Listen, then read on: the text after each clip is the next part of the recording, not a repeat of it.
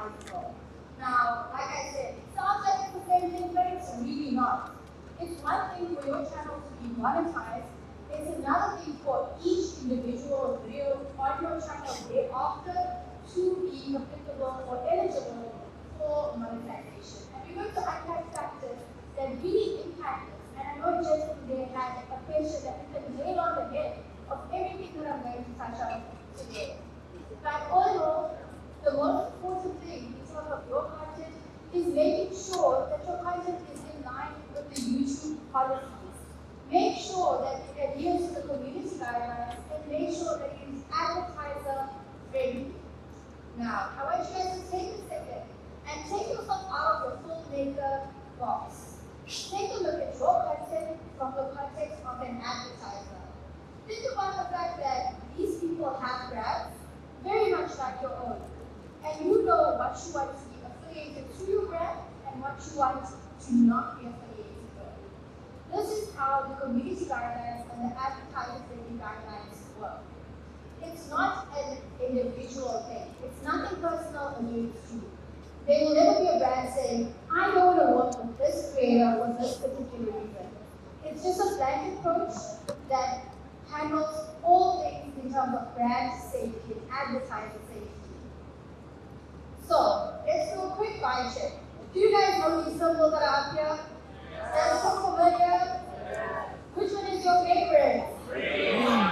That's what I like to hear. You guys know your stuff. So, let's just run really quickly through it.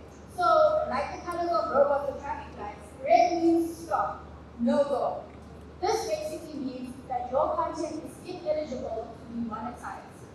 This would be for a number of factors. Every situation is nuanced, and it depends on so many different things in your video. Now, one thing that you need to remember, like Fala mentioned yesterday, is the fact that even though your video is not monetized, it doesn't mean that it's going to get taken off the platform, it doesn't mean that it's not going to be recommended, it doesn't mean that you're not going to get watch time. Your content will still gain traction as normal, it just means that you're not going to get money for it, which is not the most ideal thing for you guys. At the end of the day, you guys want to maximize your revenue and decrease those costs. Am I right? You want money, right? So, the goal is to make sure that you check all those boxes for community guidelines and that your content is safe, transparent, not offensive, and all that good stuff. Then we move on to the next icon, the yellow one. This one means limited or no ads. And like the lights of the robot or traffic lights, it means caution. It means that you've done something to flag the algorithm that YouTube or that is not in line with the community guidelines. And we're going to unpack that now. However, it's not the end of the road. There are techniques that you can use to make sure that you still get maximum value for your content and you can still potentially monetize it. And then everybody's favorite, the green one, stands for eligible for monetization. That means you will earn money on your content. So I'm going to take you guys through a range of factors that could potentially affect this monetization status of your videos. The first one is inappropriate language.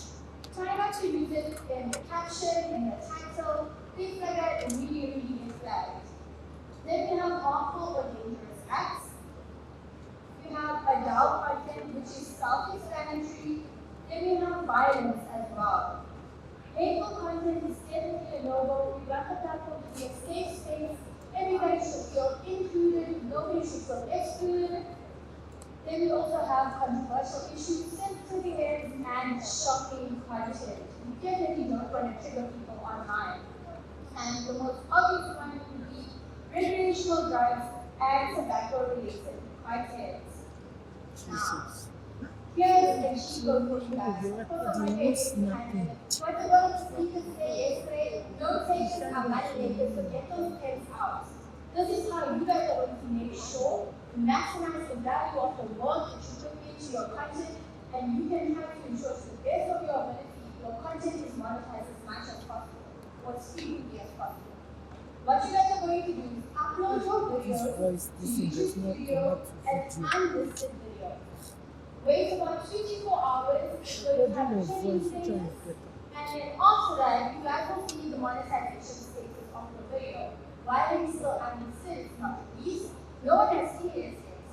If you have a red icon that's ineligible, if you have a yellow icon that is listed or known as, you can serve this. I think about things that could have potentially triggered the flag. Now, just look at the guidelines, try to remember what I said, have a look at the guidelines, check your content, check your audio, because I remember I said that YouTube listens to your audio. Check your title, check your thumbnail, check your tags, figure out what could potentially trigger this flag, and rectify it and upload it thereafter. But if you have a posting deadline, it's very important from the get-go to make sure that when you plan your content to avoid for the speed bumps, that please make sure you're in line with these guidelines. Finally, guys, context matters. Things are very nuanced, and don't forget to always try and see things from the advertiser's perspective and think about, would a brand want to be affiliated with this? If not, how can I make it better? How can I make it safer? How can I make it more consumable? That's it from me, guys. You guys have been great.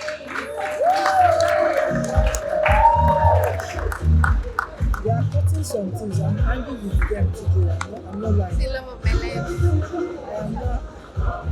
All right. Good morning. I didn't get my intro song. Where's my intro song? Play it for me, baby. He said just. Oh my God, this guy is just a clown.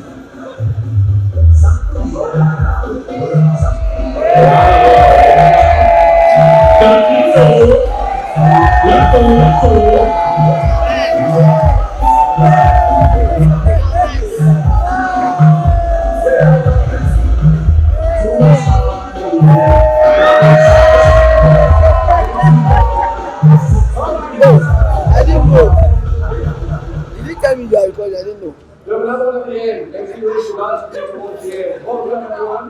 I'm so excited to get going on our presentation today. I'm working with brands. Yeah. Let's get the brands. All right.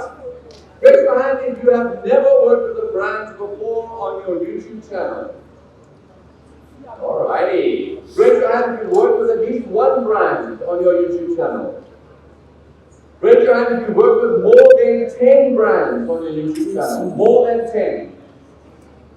All right, lots to learn then. Lots to learn today in terms of working with brands on YouTube. So I'm very excited for the session because working with brands is one of the most powerful ways we do as a creator to be able to earn revenue and to grow your business as a content creator.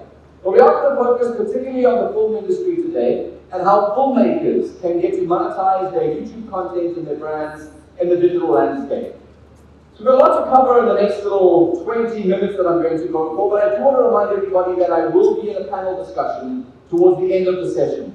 All the big questions that you have, if you don't answer them now in the presentation, write them down. We'd love to be able to engage you on how to best work with brands into the future. Right, what are we going to cover? Let's start first and foremost with the business that you're in. Who understands, raise your hand if you think you understand marketing. Raise your hand if you think you understand marketing. Don't be shy. Okay, cool. Some of us. I think it's really important as creatives to realize in day one, I mentioned this ecosystem. Brands and advertisers, users, and you as content creators. But when it comes to advertising and branding, brands pay you money not for fun, or because they think you're cool, or because they like your content only. Often they will pay you money because they're trying to achieve something as a business. And they could be trying to achieve any one of these things when they're collaborating with you as a creator on your channel. Perhaps they're just trying to get more people to know about the brand, get more people to know about a new product. Perhaps they're trying to position themselves in the market by collaborating with creators who maybe they want to be the brand that's aligned with films, and they want to be that brand that's engaged in the filmmaking scene in Hollywood. Perhaps they're trying to enrich their content. You make beautiful pictures, they don't know how to do that. So it's important to collaborate with people like yourselves who make beautiful content that they can then enrich their user experience with. Some brands want to drive sales. They want to make sure that you tell your audience about a sale or a product so that they can drive more revenue. They want to boost SEO. They might be using you for research. They might try and build brand loyalty by partnering with you because they know you have a loyal audience and they want a loyal customer. They may want to reach into new markets. Our company, Special Effects Media, not too long ago ran a campaign with a brand that's present here in Hollywood, and we worked with a number of creators that are in the Hollywood scene, and I'll show you some examples later on. But they wanted to drive sales of their online streaming platform. Raise your hand if you've heard of Showmax. Yes. Right? So Showmax in territory were trying to grow their presence in markets and meet new people, and they use people like yourselves, filmmakers, content creators, to speak to your audiences about what they do, and those examples will come up next. Sometimes brands also want to diversify their brand voice. Maybe they want to be able to work with different kinds of individuals in their marketing mix. So you need to understand that you are responsible when brands pay you to achieve something. And so it's very, very important when you approach brands or have conversations with them to understand who your audiences are, as well as to make sure that you're aligned with what the brand is trying to achieve. Because if they're trying to achieve something, you can help them do that, you're incredibly valuable. It's not just, hey, I'm famous, don't you want to do work with me? It's not good enough for brands. They want to try and achieve something specific with their marketing. In this context, it's important to remind you that I know a lot of us think about brand partnerships purely as influencer marketing. But in the full space, it's not pure influencer marketing. It's not just blogging, holding products, day in the life of. You're trying to incorporate brands into your content in very different ways. And it's important that you understand that this is not the typical way of doing influencer marketing. So for brands, like yourselves, there are many ways that you can collaborate with brands to get the break through different kinds of collaborations, online and offline.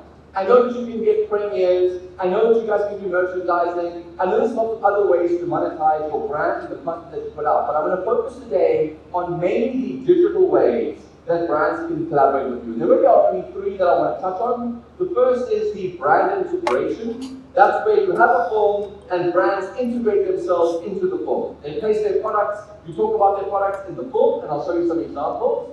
The second is where maybe the brand doesn't have enough money or doesn't want to appear in the film, but you have a large social media following around the film or the content that you create. Maybe they want to buy some advertising on your social media platforms.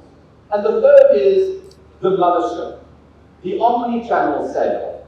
This is where brands integrate themselves into your movies as well as all your other social media platforms. And I'll help you define what omni-channel sales plans can do. And these ones have the most amount of money associated with them. Because you're not only selling one mention in the film, you're selling a mention in the film, a couple of YouTube videos, maybe a short, maybe a Unity tab posted down the line, maybe an event, maybe a live stream as well, over the arching sort of proposal that you're putting together. So let's go into the first one about integrating brands into your films and how to do that in the best way possible for your business. So first and foremost, your film needs to be a story that is beautiful and told on its own. It's very important that the brands that you collaborate with integrate themselves naturally into your films. And I know it is tempting when doing brand deals with your films, integrating brands, to almost sell your audiences out for the sake that this brand wants to pay for their ads to appear in the content. But please make sure that you always think about the audience. Do not alienate them with the brand deals. So the best practice really is to identify who you are. What is your personal brand proposition? Then, who is my audience? Who do I speak to? Have you checked your analytics recently? Raise your hands if you know your demographics of your audience. Yeah. Good stuff. Make sure you check that regularly, that you understand what are people liking, what don't they like, who are they, how old are they, what is their gender. Get to know your audience as well, so that when you approach a brand and they say, I'm looking to speak to